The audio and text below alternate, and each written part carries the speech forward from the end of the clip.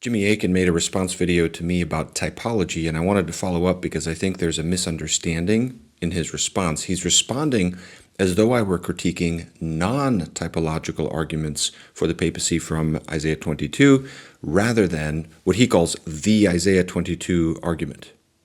I wasn't doing that. I was criticizing typological arguments for the papacy from Isaiah 22, and I think I was very clear in what I said. So I was really surprised at this. In other words, he's responding as though I were critiquing his usage of Isaiah 22 rather than that of others like Suan and Cameron Bertuzzi and others. So there's a real fundamental problem here, a misunderstanding, and I just think we need to hopefully get some clarity about this.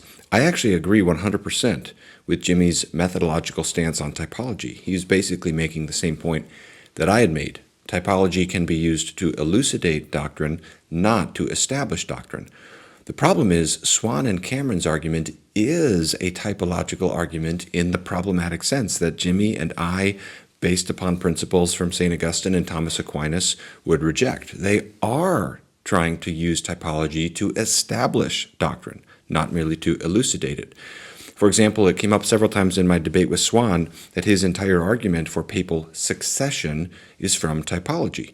The way of thinking is Eliakim's office is successive, Peter is the antitype of Eliakim, therefore it's either entailed or implied to some degree that Peter's office is successive. That's how the argument, you can see that in the final 3 minutes of his opening speech in our debate, where he also made a similar argument that Rome must be involved, and here's the idea, is that, again, it's an argument from typology. It's not an argument from the text of Matthew 16. It's arguing that the bearer of this title is always linked with a capital city, as Eliakim's office was linked with Jerusalem, so Peter's office will be linked with Rome, and that's, again, just at least implied. There were similar appeals to the Davidic kingdom being carried over. So in the Q&A, you can see this. If you go back to the Q&A in our debate when Suan was asking me questions at the 59 marker, I was saying in response the same thing that I think is Jimmy's position on typology, that you need a textual warrant to get doctrine from typology. That was my whole thing in the debate. So I think that was very clear throughout the debate that, or you could, I went back and watched Suan's 4-hour more recent video on this argument to make sure that nothing has changed radically since our debate, because I do not want to misrepresent anyone.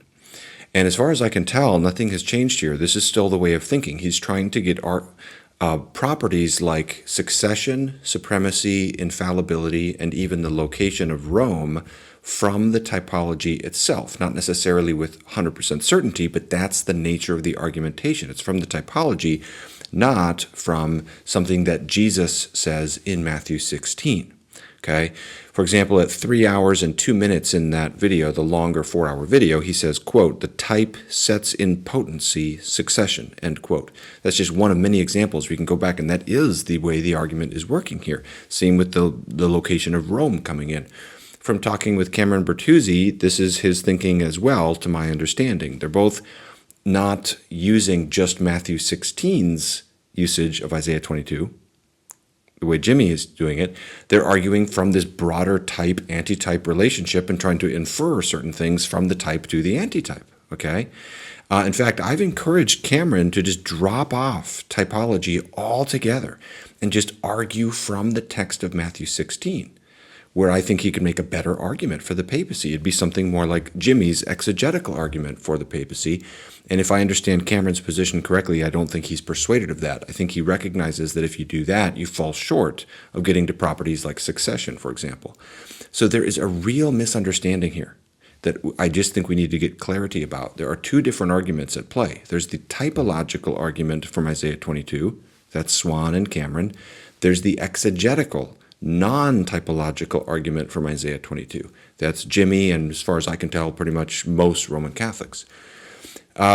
Yet Jimmy's critique mushes these two arguments together as just the Isaiah 22 argument. It's like if, suppose someone says to you, William Wallace was married, and you say, how do you know that? What's your argument for that? There's no historical evidence for that. And they say, Braveheart. It was in Don't you remember the scene in Braveheart, And you say, But that's not a sound basis for arguing for historical knowledge. You can't argue from a movie. And then someone else comes in and says, and they've written a scholarly book on this subject, and they say, so you're saying scholarly books can't demonstrate that William Wallace was married? And you're like, what? How was it missed that I was talking about movies? Arguments for movies are not the same as arguments from books. Similarly, typological arguments and non-typological arguments are not the same. So this is why I think it's a mistake when Jimmy raises the concern that my video is misleading in suggesting that, it could give the subtext that he's against the Isaiah 22 argument. It does not suggest that. A response to one argument is not the response to the other kind of argument. From the fact that Jimmy is against a typological argument in Isaiah 22, it does not follow that he's against other ways to engage Isaiah 22. And this confusion of these two distinct arguments, this mushing together of typological and non-typological arguments from Isaiah 22, plagues his various criticisms of me throughout his video. For example, when I raise the concern about the arbitrariness of typology run amok, he says this. It's very arbitrary. Except it's not arbitrary. In answer to the who decides question, the answer is simple. It's Jesus. I can't speak for others, but I'm mounting an exegetical argument, and the text of Matthew 16 controls that. The reason the office of the chief steward is carried over and not other offices like secretaries David may have had is that Jesus says the office of chief steward is carried over. If this passage involves a typological relationship at all, it's Jesus who's controlling the type. And whether it involves typology or not, it's Jesus who decides what carries over. Not according to Suan and Cameron. That is not their argument. And it was their argument that I was responding to in the various videos that Jimmy was engaging. They do not limit the relevance of Isaiah 22 to Jesus' application. You can go to Suan's 4-hour video. He'll have several slides where he's listing what is carried over from the type to the antitype and what isn't carried over from the type to the antitype. And it's not what Jesus teaches that makes the difference between those two lists. When there's plenty of things he's trying to argue carry over, either by implication or by deduction, that have nothing to do with the teaching of Jesus in Matthew 16. I mentioned succession, for example, and the location of Rome. So that's why I'm concerned about this argument. That's why I'm calling it typology run amok. That's the whole concern here, is we need a textual warrant in agreement with the principles of Jimmy's video. Here's another example of how this mushing together of these two different arguments into one, the Isaiah 22 argument, plays out. When I point out that Eliakim's office looks nothing like the papacy, Jimmy responds like this. Dude, the argument you're mounting is like that of the person who says, well, the contingency argument may prove that a God of some kind exists, but it doesn't prove the Christian God. It doesn't prove that God is omniscient, or that he's omnipotent, or that he's all good. It doesn't prove that he appeared to Abraham, or that he became incarnate as Jesus, or that he's a Trinity. This God of the philosophers is nothing like the Christian God, and your argument doesn't prove the Christian God. To which the answer is, of course the contingency argument doesn't. The contingency argument is just one step in proving that the Christian God exists. But the better analogy would be when someone does argue that the contingency argument proves the Trinity, the Christian God. That would be the parallel situation, because those wielding the typological argument are trying to get infallibility, succession, supremacy, and the location of Rome out of the typology. And that's what I'm responding to. I'm responding to the argument as it has been articulated.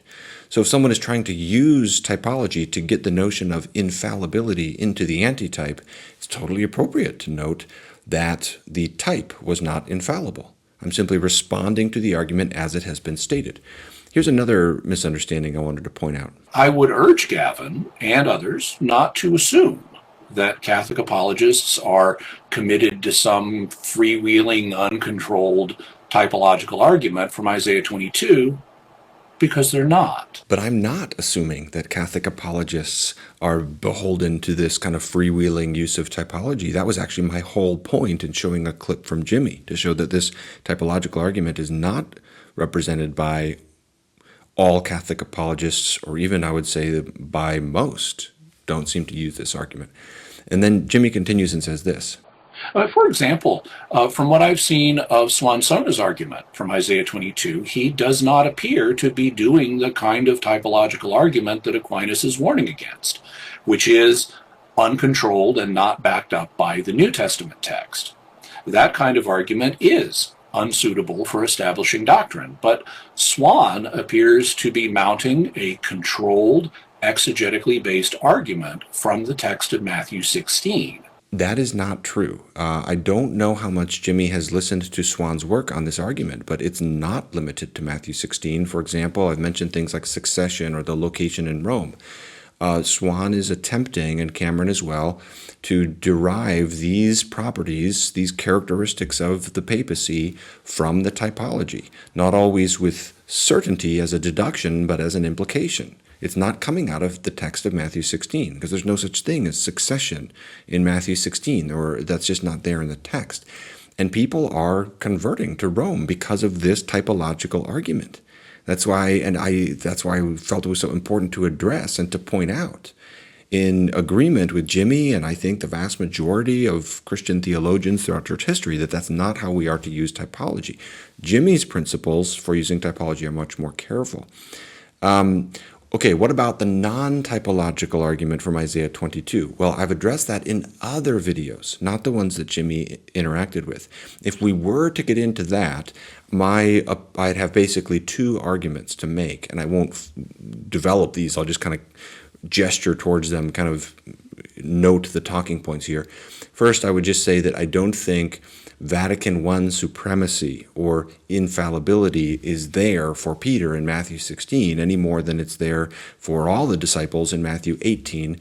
And I think the rest of the New Testament text, the rest of the New Testament bears that out.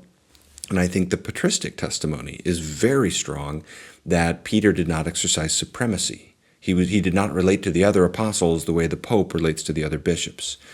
Secondly, I definitely don't think succession is there in the text. In fact, I think I've argued that the idea of any notion of an ongoing office from Peter is just completely absent from the New Testament.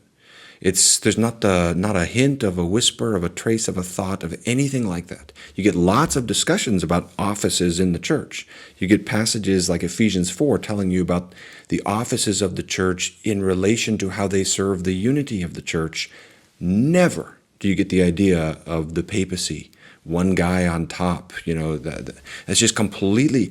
It's hard to even argue against papal succession in the New Testament, because it's like, I think the analogy I used in my debate with Suan is it's like trying to argue whether Pluto is a planet on the basis of the New Testament. There's just not even any passages to even know where to begin to engage with, because it's just completely absent.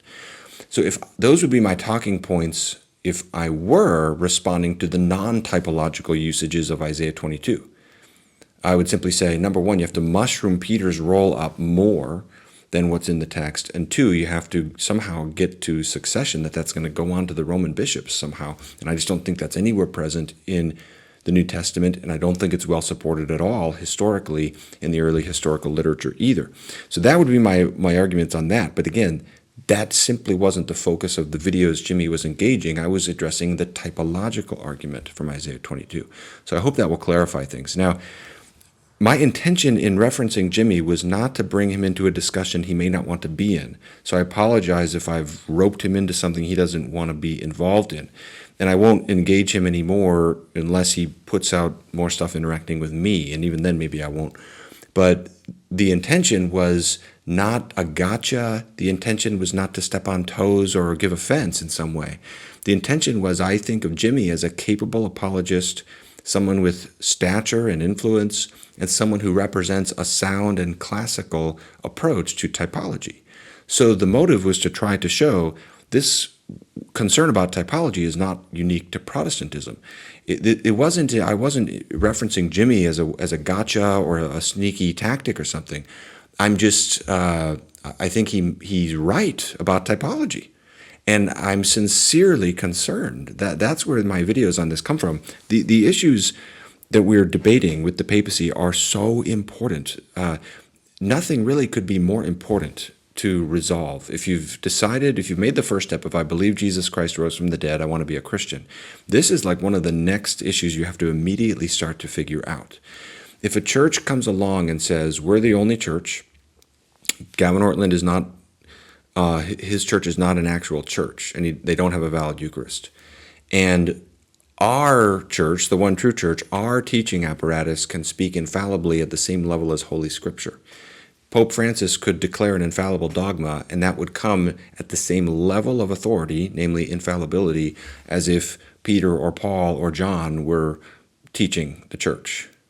Okay? If a church claims that, that claim is too important not to subject it to scrutiny to see if it holds up.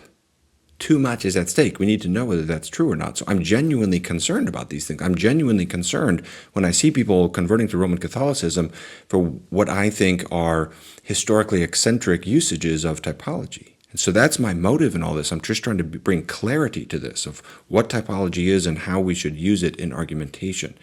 Now, if we wanted to get into non-typological arguments for the papacy, then, that would be longer, and I need to go into more than I've gone into in this video or in the last few. I've done that a little bit elsewhere. So anyway, I hope this will be clarifying and useful for people following the discussion. Again, there's two different arguments at play here, and we have to be careful to distinguish them, typological arguments and non-typological arguments, and then we just respond to each in kind. And I don't think either of them are ultimately successful, but they're different kinds of arguments. So I hope this will be helpful and clarifying in those ways for people who are following this discussion on these really important issues. So, all right, thanks for watching, everybody. Hope that helps. God bless. Let me know what you think in the comments. We'll keep this conversation going. I don't take offense at criticism, really, unless it's like really nasty or something, which nobody's done that here. So, keep the conversation going. The truth matters. Let's keep arguing about the truth. The truth matters. The truth of this question, whether the Church of Rome is the only church and her teaching office can speak infallibly, that's about as important as it gets. I mean, subsequent to believing in Jesus Christ as the Son of God, that's like right up there, right after that. So we've got to keep working through this and keep the conversation going. All right, thanks for watching, everybody. God bless you.